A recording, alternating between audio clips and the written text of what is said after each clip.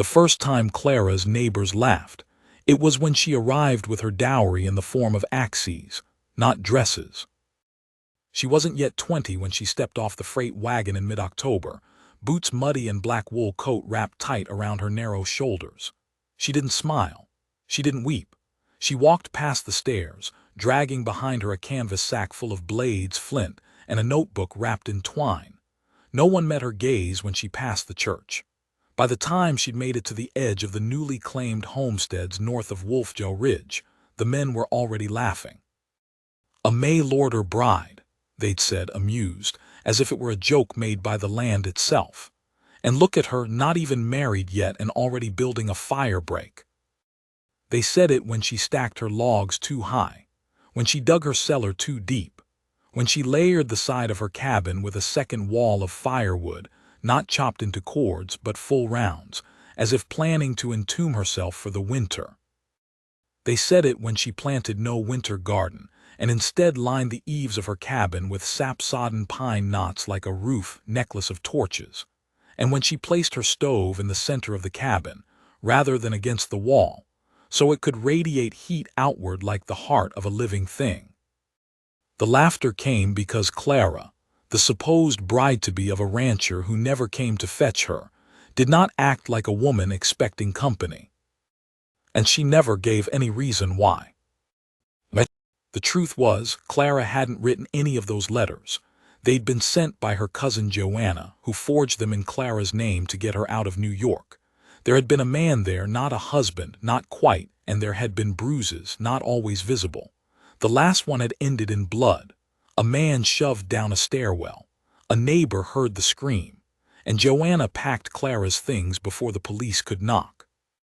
So Clara left the city, alone, with Joanna's name used to secure a match with a widowed cattleman in the Wyoming frontier who never once wrote back. When Clara stepped off the wagon and no man stood there with a ring or a wagon or a word, she kept walking, because she already had what she needed. A plot of land the man had paid for, that much had gone through. A cabin, half-built, with its roof caved in from last spring's storm. And a town that laughed because the woman who came west to be a wife brought nothing but an axe, an oil lamp, and a coil of barbed wire. Clara did not rebuild the roof with shingles. She laid thick pine logs, one after another, across the top beams, then packed them with moss and mud until they held against the wind. The first night she lit her stove, smoke barely crept from the chimney, and her windows frosted solid before sunrise. When she woke that morning and saw the pale frost glistening on her inside walls, she did not cry. She pulled on her boots and, without eating, began splitting more logs. The valley itself was quiet, 6 families in cabins scattered within half a mile. 4 had children. 1 was old and sick. The last was a man named Ward Penner who limped from a buffalo wound and still cut wood better than any boy in the county. They didn't hate Clara, but they didn't understand her either. "It ain't wise to build the pile that close to your wall," Mr. Penner warned her once. "That much wood'll rot the boards." But Clara didn't just stack the wood against the cabin wall. She wrapped it log after log, circle after circle, until the cabin looked like it wore a blanket of timber, laid thick in double rows with gaps only for her door and her cellar vent. Children giggled. A woman named Martha called it madness and said no good wife would waste time chopping more wood than she could burn. But Clara didn't respond. She kept working. By November, her pile stood taller than a man and nearly 2 feet thick around her cabin sides, like a second skin. Some said she was building a funeral mound. Others said she must be waiting for someone, maybe that rancher, still supposed to come. They didn't understand. Clara had already buried the worst of it back east. What she was building wasn't a tomb. It was armor. The first snow fell hard but brief. Thanksgiving came and went with dry biscuits and no visitors. Clara had never seen a holiday so quiet. A gift of salt pork had been left on her porch one morning, unmarked, frozen solid. She left a bundle of kindling outside Martha's door in return. No one thanked her. Then in early December, the real storm came. It rolled down from the pass in the dead of night, a howling front that sounded more like screaming than wind. Chimneys clogged, drifts buried windows, and temperatures dropped so fast the ground cracked beneath fence posts. Smoke couldn't rise, ice gathered in the corners of beds. By morning the valley was white, not soft, pretty white, but blinding and brittle, a landscape smothered in stillness. Doors froze shut. The widow Hatch's boy lost 2 toes trying to fetch water. Horses in the Furley barn died where they stood. And the laughter stopped. At first, they didn't think to come to Clara. They figured she was already dead. But then the smoke came. Not thick, not choked. A slow, steady coil that rose daily from her stove vent, not her chimney. And when snow buried the trail to her cabin, she dug it again, with her own hands, in the cold. Martha sent her son to check once, 3 days into the storm. The boy came back crying, not from fright but from the warmth. "She's alive," he told them, barely believing it himself, "and it's hot like summer inside." They didn't believe him, until the next day when the widow Hatch's chimney burst into flame from ice-clogged ash, when Martha's youngest turned blue from cold even under quilts, when Penner passed out trying to split logs too frozen to cut.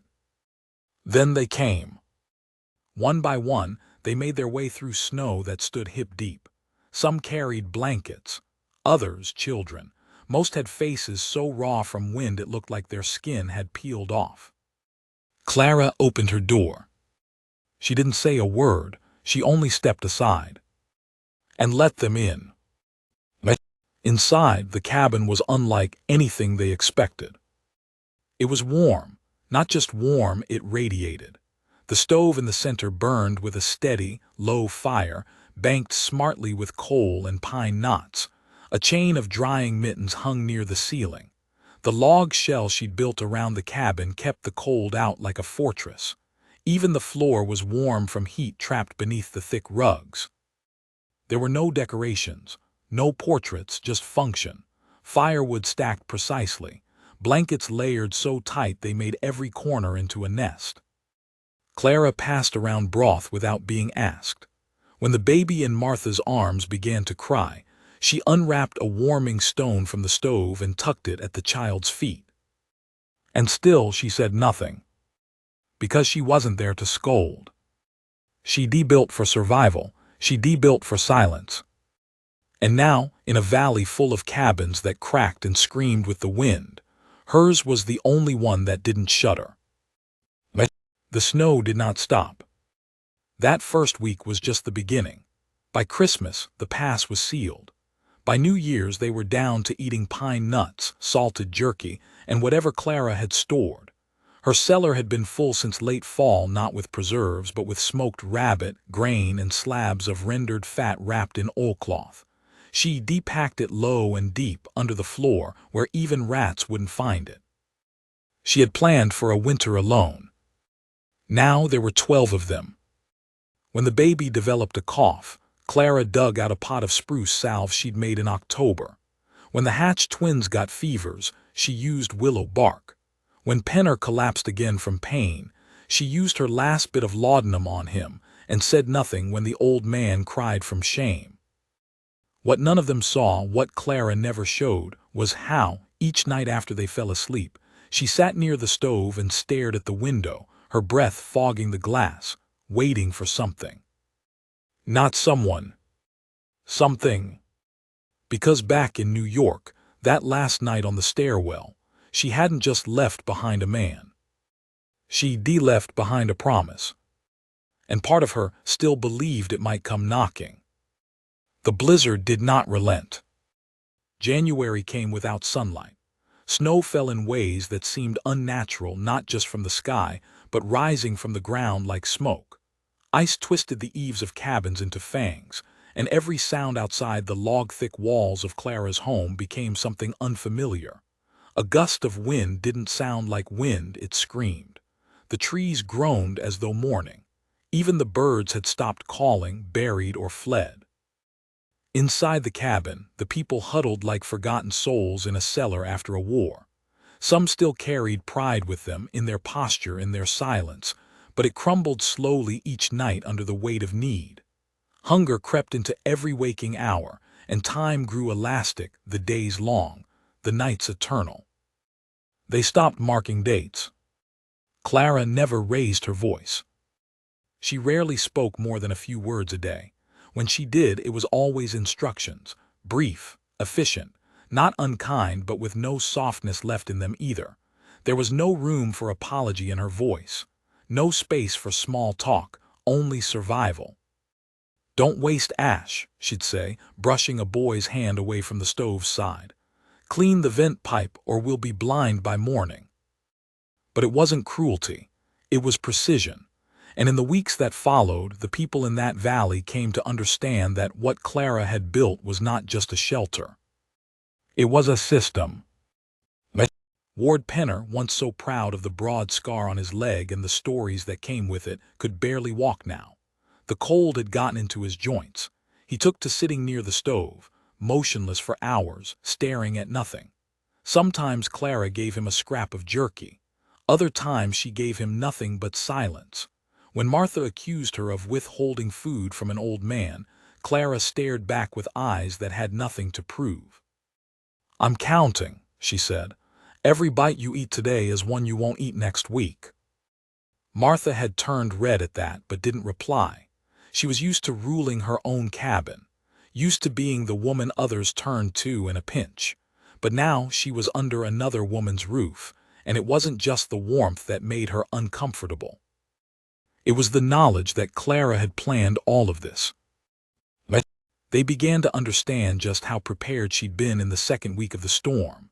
When the last of the salted pork ran out and Clara, without a word, opened a false floorboard near the stove and pulled up a jar of dried venison she'd wrapped in waxed muslin.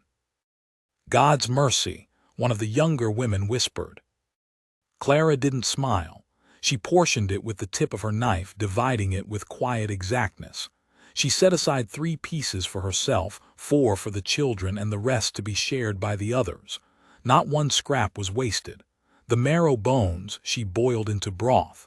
The remaining fat she poured into a tin for the lantern. Still, none of that changed the gnawing in their bellies. The hunger was patient. It didn't attack all at once. It lingered, settled, waited. First it made their hands slow, then their breath ragged, then it began to eat their tempers. "You could have let us die," Penner said one evening, voice cracking like dead timber. "I thought about it," Clara replied, not looking up from the thread she was using to stitch a boy's sock. The room went still. But the old man only chuckled, dry as powder. "You remind me of my mother," he said after a moment. "She shot a bear through the eye when I was 5, never said a word, just went back to cooking." Clara tied the knot in the thread, bit it, and handed the sock back to the boy. "Go to sleep," she said. And he did. Clara's methods were quiet, but they were relentless. She made everyone take turns tending the stove at night. Not one ember was allowed to die, not even for an hour. If smoke began to back into the room, she had someone outside clearing the vent pipe within minutes. Sometimes she went herself, dragging a gunnysack over her shoulders, crawling through snow tunnels like a fox in a trap line. The wood wall around the cabin, the thing they'd mocked, proved more than insulation. It stopped the wind. It trapped heat. It blocked snowdrift and protected the logs beneath from freezing through. Her cabin didn't groan in the storm like the others had. It sat like a stone buried in a river, unmoved, untouched. The structure itself was simple.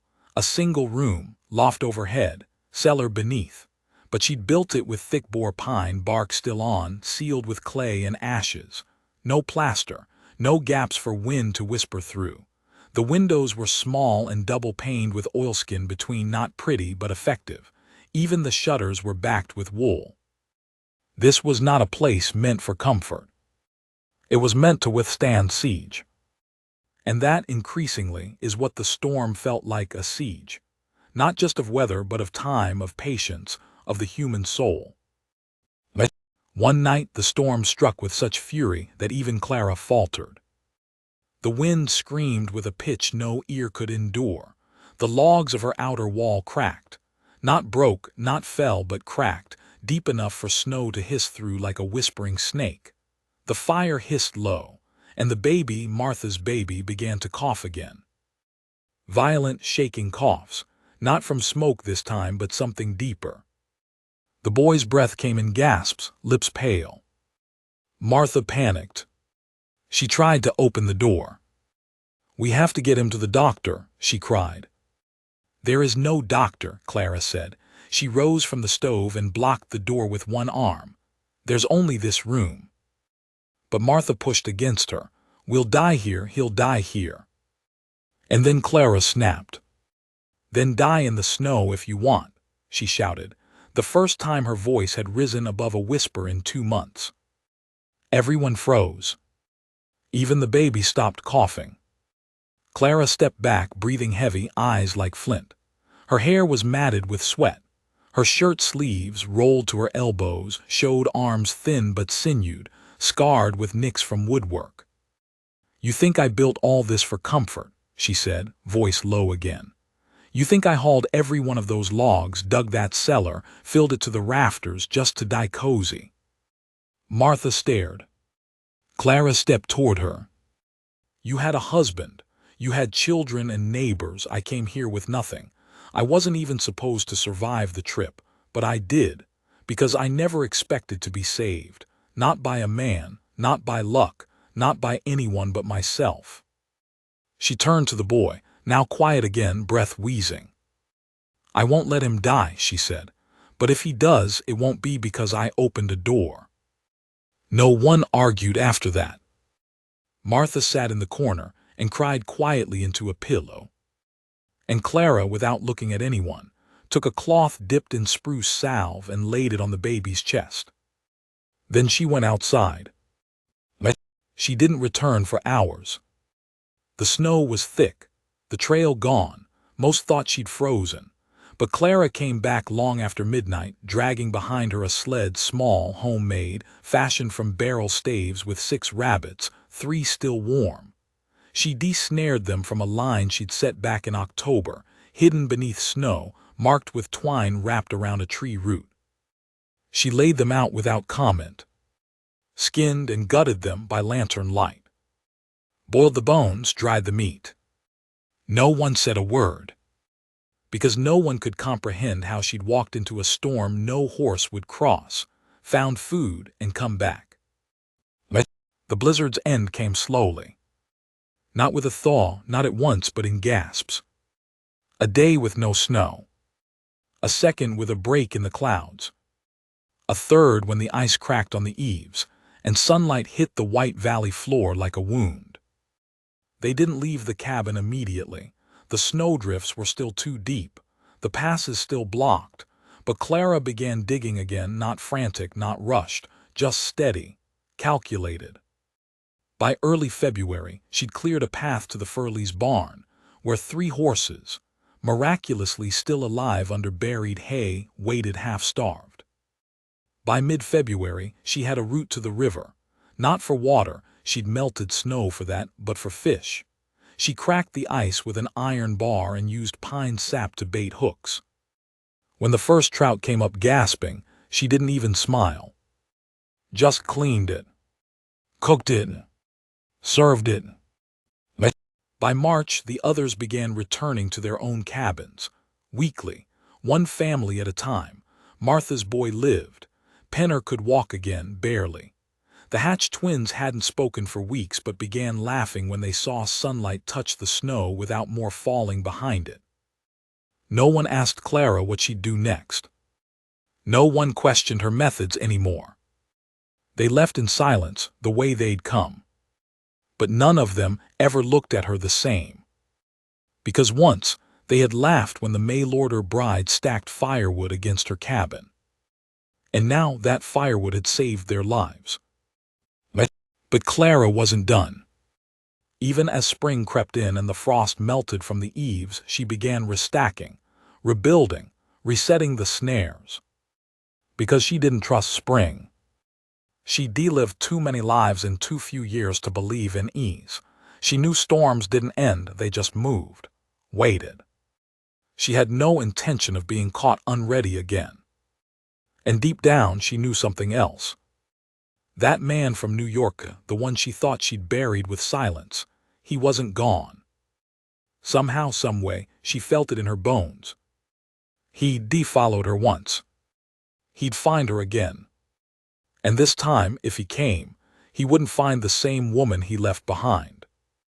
By April, the sun felt like a stranger trying to earn back trust. It rose over the mountains later than it should have, pale and soft like something afraid of its own power, and it set without warming much. The snow receded not in waves but in hesitant patches. Dirt showed like wounds on the white, not healing so much as surrendering. The settlers tried to resume life, but something in the valley had changed. Not just the land, the people. Most cabins had suffered permanent damage, cracked joists, warped doors, collapsed roofs. Even now, many were uninhabitable. The ones that remained livable still held the stink of smoke, rot, and mildew. Few dared to look under their floorboards. That winter had taken more than firewood and food. It had taken a kind of innocence. No one laughed at Clara anymore. When she walked into town, those who saw her didn't make eye contact, not out of shame but reverence or fear. She had returned to her cabin alone again, same as before. No guests, no children playing on the logs, but the shape of her world was different now. Every settler who had sheltered beneath her roof during those 3 snowbound months now carried something of her with them. It wasn't gratitude. It was weight.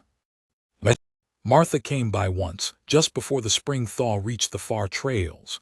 She didn't knock. She stood by the edge of the woodpile that still wrapped Clara's cabin like ribs around a heart and waited, hands gloved, bonnet tight. Her boy was healthy now. Clara had seen him running near the river, chasing a tin can down a melt stream, his laugh high and reckless again. "Thank you," Martha said finally. Clara, who had been splitting small rounds for kindling, paused only long enough to wipe her blade clean. "I didn't do it for you." "I know," Martha replied, voice brittle, "but thank you anyway."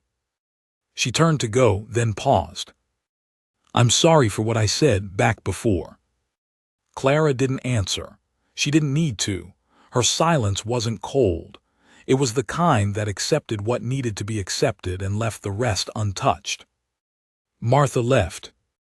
Clara did not watch her go. Then came the letter.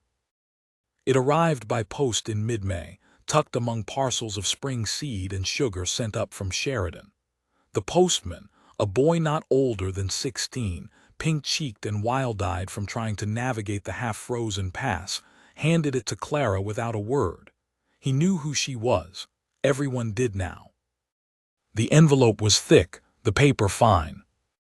Her name on the front was in familiar handwriting. Her real name. Not the name she had signed on the forged marriage application. Not the one Joanna had used to purchase the parcel of land, but the name from before, from back east. From New York. Clara didn't open it immediately. She stood in the doorway of her cabin, letter in hand, as the postman vanished down the road. The breeze smelled of pine sap and ash. The last of the snow clung to the shaded patches near the creek, and birds had begun to return, sparrows first, then crows. She read the letter as the light dimmed. Then she burned it. Not out of rage, not fear, but because she already knew what it said. And she didn't need to be reminded. He was coming. The man's name was Lester Haddon. Once, he'd owned a chain of tailors across Manhattan. Now he was nothing but a shadow Clara couldn't shake. They had never married. She had lived with him as a laundress and companion, never equal, always beneath. He liked control, not conversation. He liked obedience. He liked when her eyes stayed low. When Clara had pushed back once, only once, he had locked her in a stairwell with no light and no water for 2 days. When she screamed, he beat the door. When she cried, he laughed. Joanna had broken her out. And that night, as Lester screamed from the bottom of the stairs, Clara shoved him backward. The fall broke his arm and cracked his skull, not fatally, but enough to make the police take notice. Joanna had packed Clara's things before the blood dried. Now, nearly a year later, Clara felt the echo of that fall like a ghost in her knees. She'd come west to be forgotten. But Lester hadn't had a long memory. And money enough to follow. By early June, Clara changed her routines. Not obviously, subtle things. She cut her wood early before dawn so no one saw how much she stacked. She kept her snares further into the hills, changing their positions weekly. She dug a second pit behind her cabin, lined it with flat stones, and filled it with coal and sealed tins, then covered it over again with snowmelt mud and grass seed. She knew the land well now, knew how to make it hide her. The cabin had no cellar door anymore. She'd bolted it shut, reinforced it from within, and dug a trap door from under her bed to reach it. She lined the walls of the loft with stones from the river, packed in tight behind the wood to keep bullets from passing through. And she cleaned her revolver. It wasn't much, just a rusting .32 she'd bought off a drunk miner last fall for a jar of whiskey and a rabbit, but it fired. She checked it twice daily. No one visited her in those weeks. And she liked it that way. Then came the man with the hat. She saw him first from her ridge 300 yards off when she was checking traps at dusk. He was riding a dark horse. Coat long, hat wide, posture too neat for a trapper. He moved slow, deliberate. He didn't knock. He stood at the edge of her clearing for nearly an hour before moving on. Clara waited 2 days before returning to the cabin. She watched from the trees, tracking prints, checking for traps. None. No sign he'd touched the door. But something told her that wasn't the last she'd see of him. And something deeper told her it was Lester. Not yet. July brought warmth finally. The creeks ran clear, the trees leafed out full, animals returned, and with them so did the world. The town tried to return to normal. The church bell rang again. The store restocked flour. Even a dance was held at the Furley's barn, though Clara did not attend. She could hear the fiddle from her porch, distant but clear. She spent that evening checking her rifle's sightline from the loft window. She also found her old notebook, the one she'd wrapped in twine when she first arrived, full of notes and sketches. Diagrams of stove placements, chimney vents, trap designs. It was detailed, clinical. On the last page, written in Joanna's hand, was a message she'd forgotten. If he follows, don't run again. Make it the last time.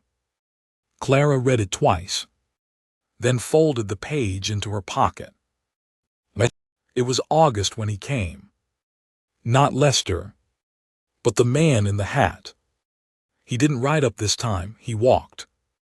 He came at dusk, booted feet silent on the pine needles, and stood at the edge of her wood wall like a man inspecting a ruin. He didn't announce himself. Clara stepped out with the revolver in hand, already cocked. "You're trespassing." The man looked up. He wasn't old, maybe mid-30s, face weathered, beard short. No badge, no spurs, no gun visible. "You're Clara Haddon," he said, not a question. Clara did not nod. "I'm not here to hurt you," he said. She raised the pistol higher. That's what the ones who do always say. He smiled, but it wasn't unkind. Fair. He didn't move closer. "I work with the Pinkertons," he said. "Your cousin hired us back east." Clara frowned. "Joanna." He nodded. "She's sick, real bad. Fever took her hearing, maybe more. But before that she sent us a letter. Said if anything happened to her we were to find you, keep you safe. Said you'd run from a man who'd never stop looking." Clara stared at him. "No badge," she said. "No proof." He pulled a letter from his coat. It was wrinkled, water-stained, but sealed in a wax paper pouch. She didn't take it. "I didn't ask to be found," she said. He looked at her then, not hard, not soft, just honest. "No," he said, "but you were, and he's coming, not alone. He's hired men, maybe 3, maybe 5. Clara exhaled, a long, quiet sound. "When?" The man shook his head. "Soon. He's not dumb. He'll come with the rain, mask the tracks, mask the sound, and he'll come at night." Clara's hand didn't shake. "I've made preparations," she said. "I can see that," the man replied. Then he turned and walked away. Not toward town. Toward the trees. And vanished. That night, Clara slept with the pistol under her pillow. And for the first time in months, she dreamed of Joanna. Not of New York, not of Leicester. Just Joanna, humming while she lit candles on her stoop, eyes steady, hair pulled back in a way Clara used to mimic. She woke before dawn, went outside, and began restacking the firewood wall. Higher, thicker, because if winter had taught her anything, it was this. Some storms don't come with snow. Some come wearing boots. She felt them before she saw them. 3 days of dry wind and heat came first, unseasonal and wrong, the kind of heat that made pine needles brittle and birds silent. Then a day of silence. No rain, no wind, just pressure in the sky, thick and expectant like the forest itself was holding its breath. That night the coyotes stopped howling. Clara didn't sleep. She sat on the cabin floor, back against the cold iron stove, pistol in hand. The fire had been put out hours ago, no smoke, no glow.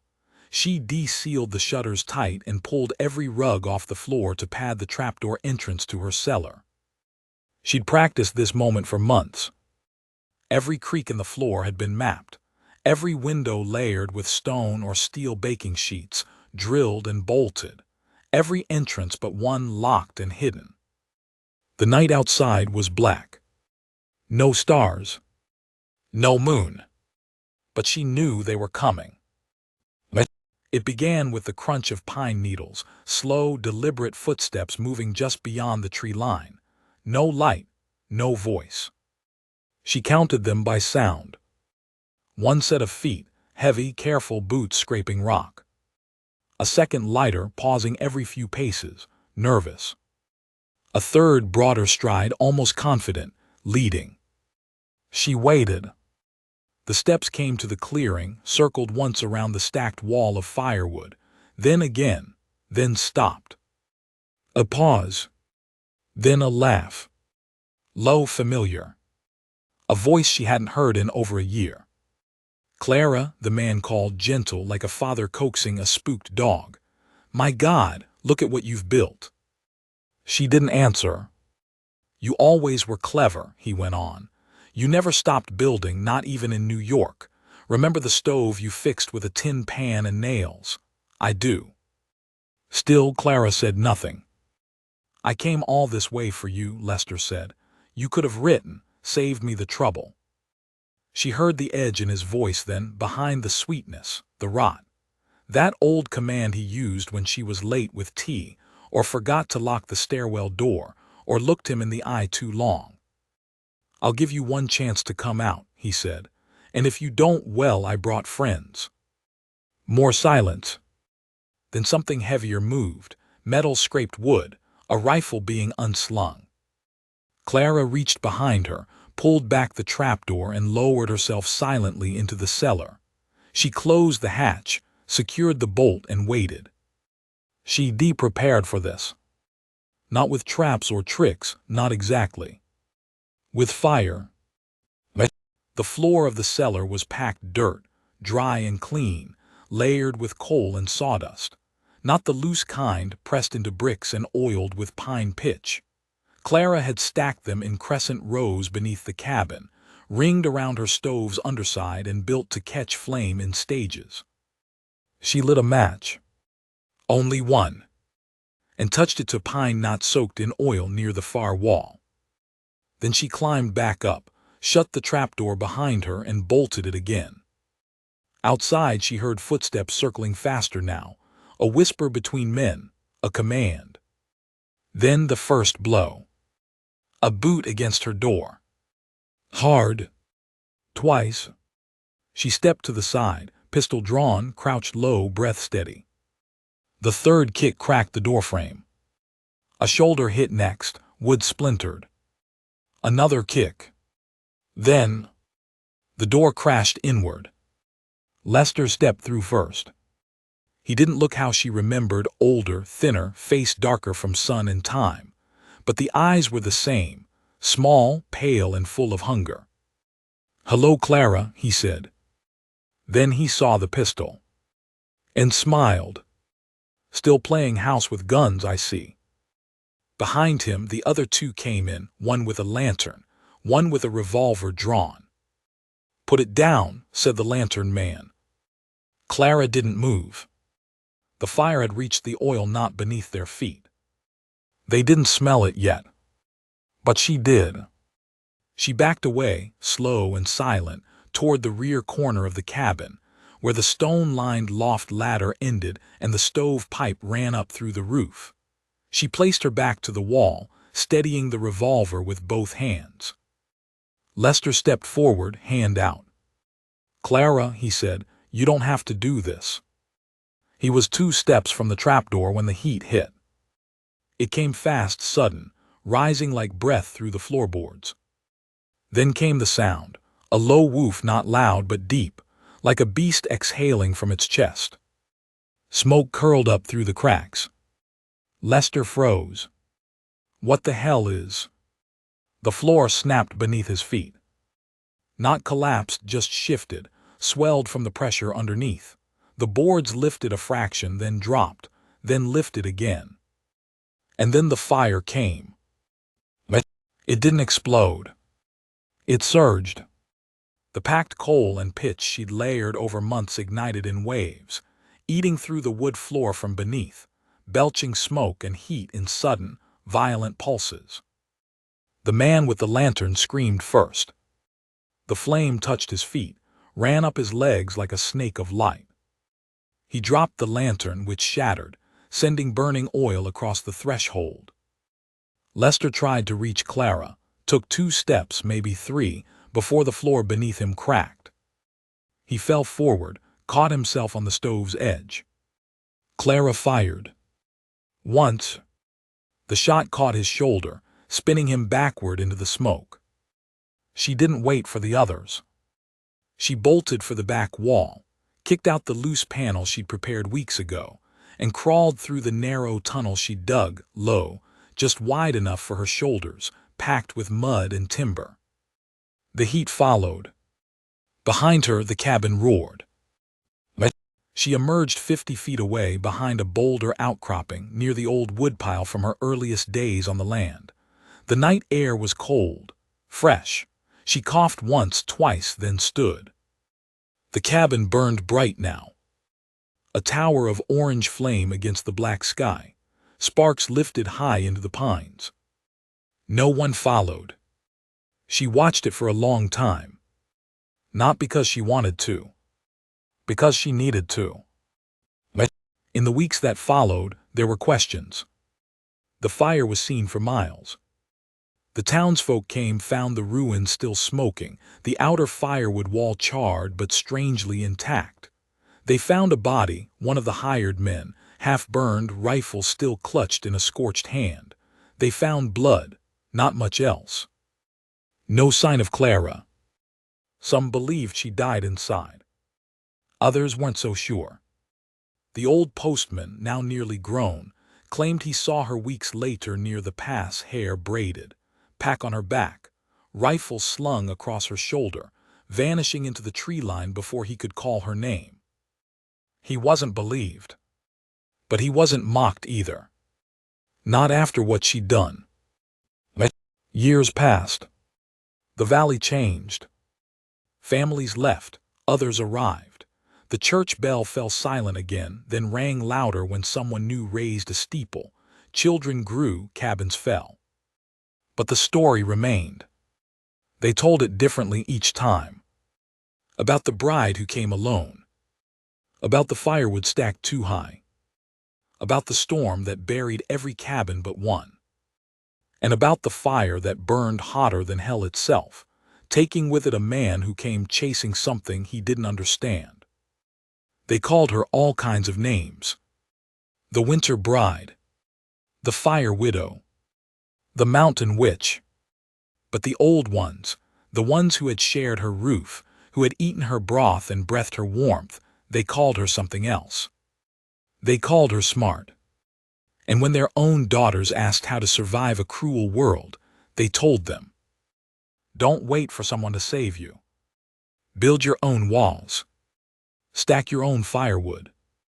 And when the storm comes, stand ready."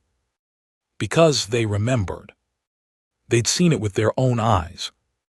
How they had laughed at the mail-order bride. And how she had saved them all.